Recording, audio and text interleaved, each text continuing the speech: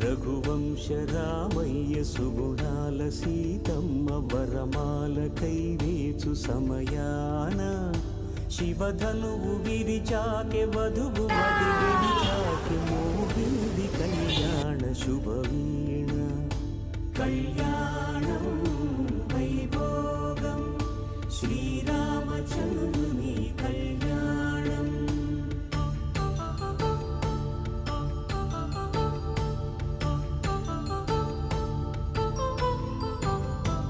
అపరంజి తరుణి అందాల రమణి వినగానే కృష్ణయ్య లీలామృతం గుడి దాటి కదిలింది తన వెంట నడిచి